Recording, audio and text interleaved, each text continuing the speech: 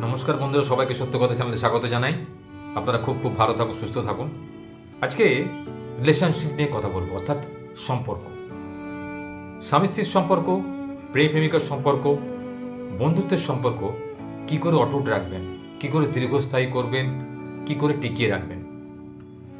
দেখুন, যে কোনো সম্পর্ক টিকে থাকে কিন্তু পারস্পরিক বোঝাপড়ার উপরে।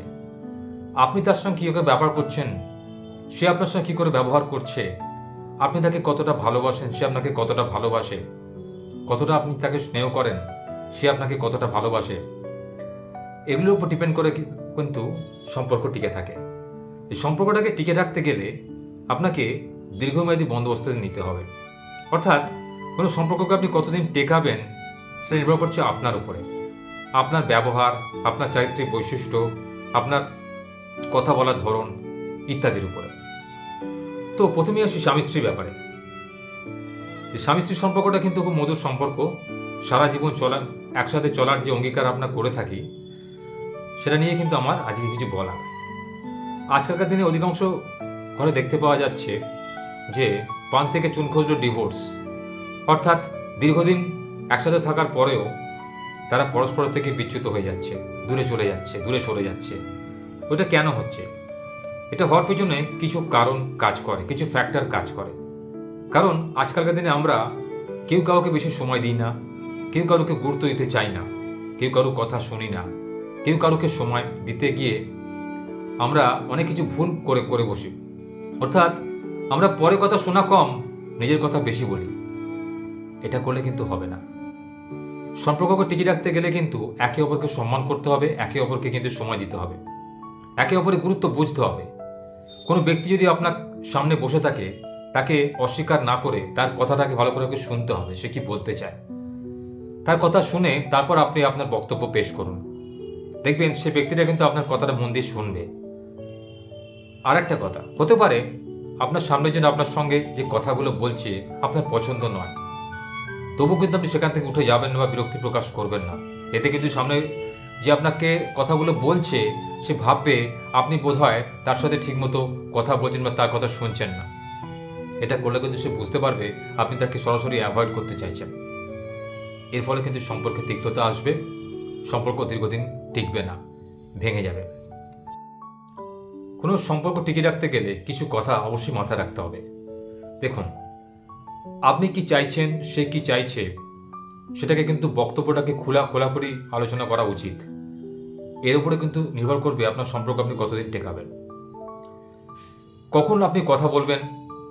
যখন দুজনের মাথা ঠান্ডা থাকবে, অর্থাৎ মাথায় কোনো চাপ থাকবে না, একটু রিল্যাক্স ফিল করবেন, তখন কিন্তু দুজনকার কথাটা বলবেন। আপনারা কি চান, আপনাদের কি ভবিষ্যৎ পরিকল্পনা, এইসব নিয়ে কথা বললে আমার মনে হয় খোলাখুলি আলোচনা করা খুব প্রয়োজন। এই খোলাখুলি আলোচনা করতে গেলে আপনাদের কিছু জিনিস মাথায় রাখতে হবে। আমি এক এক করে বলছি, আপনারা নোট করতে থাকুন। আপনি উল্টো দিকে মানুষ থেকে কী চাইছেন তা বোঝাতে শুধু নিজের কথাটুকু বলুন, তার সঙ্গে অভিযোগ টেনে আনবেন না। অর্থাৎ সে কি ভুল করেছে বা সে কি ঠিক করেছে, সে তার কাজ করতে গিয়ে কী অসুবিধার সম্মুখীন হয়েছিল বা আপনার কি প্রবলেম হয়েছিল, তাকে কিন্তু বলার প্রয়োজন নেই। হতে পারে আপনি যে কথাটা বলছেন তার গুরুত্বপূর্ণ মনে হবে না বা তার কথাটা আপনার কাছে গুরুত্বপূর্ণ মনে হবে না, তবু আমি বলবো আপনারা একে অপরের কথাটা শুনুন মন দিয়ে। কি কথা বলছেন তার সঙ্গে সামঞ্জস্যপূর্ণ ভাষার ব্যবহার করুন। অযথা বাজে কথা, স্ল্যাং ল্যাঙ্গুয়েজ ব্যবহার করবেন না। এতে কি হবে, সম্পর্কের কিন্তু গভীরতা বাড়বে, একে অপরের প্রতি রেসপেক্ট বা সম্মানটা কিন্তু বৃদ্ধি পাবে। স্বামী স্ত্রী হলেও আমরা কিন্তু একে অপরকে সম্মান করে চলি। স্বামী স্ত্রী হলেও বা বন্ধু হলেও সে আপনাকে তখনই সম্মান করবে বা সে আপনাকে তখনই ভালোবাসবে যখন দেখবে আপনার মুখের মার্জিত রুচিশীল ব্যবহার রয়েছে বা কথাবার্তার ধরন রয়েছে। কথার মধ্যে মাধুর্য বজায় রাখুন, দেখবেন আপনার প্রতিটা কথাতে যেন ফুল ঝরে।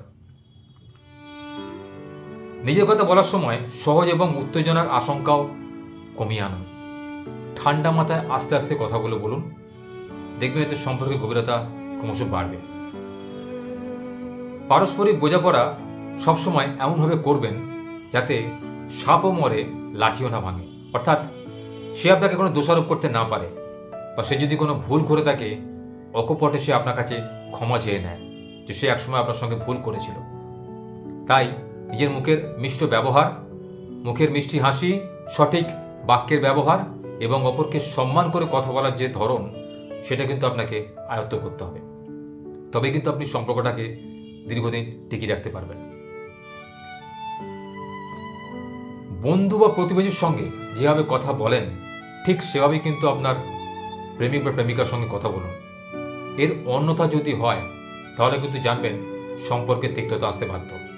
কারণ সে বুঝবে যে আপনি তাকে কিছু কথা বানিয়ে বানিয়ে বলছেন, বা আপনি কিছু জিনিস গোপন করছেন, লুকিয়ে যাচ্ছেন, চেপে যাচ্ছেন তার কাছে, যেটা সে জানতে চায়। কখনোই আপনার জীবনসঙ্গীকে বা জীবন সঙ্গিনীকে কোনো কথা লুকোবেন না। হতে পারে এতে আপনাদের সম্পর্ক তিক্ত হবে, বা পরস্পরের থেকে দূরে চলে যাবেন, বা একে অপরের সঙ্গে ছাড়াছাড়ি হয়ে যাবে। কিন্তু মনে রাগ পুষে রেখে, মনেতে একটা ব্যথা যন্ত্রণা পুষে রেখে কখনোই মুখে নকল হাসি হেসে তার মন জয় করতে যাবেন না। কারণ একটা বাংলা কথা জানেন তো, শাক দিয়ে মাছ ঢাকা যায় না, মাছের গন্ধ কিন্তু বেরোবেই। অর্থাৎ সত্যিকে কোনোদিন চেপে রাখা যায় না, সে একদিন বেরোবে। তাই সবসময় সত্য কথা বলার চেষ্টা করুন এবং কোনো কথা চেপে না রেখে স্পষ্ট ভাষায় আপনার মনে ভাব ব্যক্ত করুন। দেখবেন আপনার সামনের লোক আপনাকে সম্মান তো করবেই, আপনার প্রেমে পড়ে যাবে।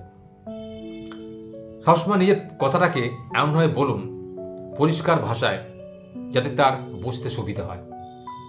জীবনে বাঁচতে গেলে এটা কিন্তু খুব জরুরি।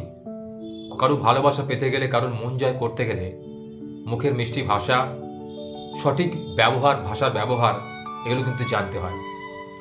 কারোর সুযোগ সুবিধার প্রতি নজর দিতে হয়। কারোর প্রতি নিজেকে আকৃষ্ট করতে গেলে কিছু ট্রিক্স আছে যেগুলো আপনাকে মেনটেন করতে হবে। অর্থাৎ বাজে কথা না বলা, কাজের কথা বলা, সঠিক কথা বলা, টু দি পয়েন্ট অ্যান্সার দেওয়া। বাজে কথা বলা লোককে কেউ কিন্তু পছন্দ করে না। যে আলফাল বকে তাকে কিন্তু কেউ পছন্দ করে না। আপনার কথার মধ্যে ওয়েট নিয়ে আসুন, যেন একটা ওজন থাকে।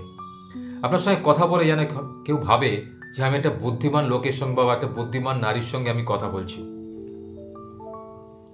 এই ভাবগুলো রাখলে আমার মনে হয় না আপনাদের সম্পর্ক ক্ষণস্থায়ী হবে। আমার সঙ্গে থাকুন, সত্য কথার সঙ্গে থাকুন। আমি আশা করব আমার আজকের এই কথাগুলো বলার পরে আপনারা প্রত্যেকেই এইভাবে নিজের জীবনসঙ্গী বা জীবনসঙ্গিনীর সঙ্গে বাকি জীবনটা কাটাবেন। আর অবশ্যই দীর্ঘদিন আপনাদের এই সম্পর্ক স্থায়ী হোক, এটুকুই আমি কামনা করি।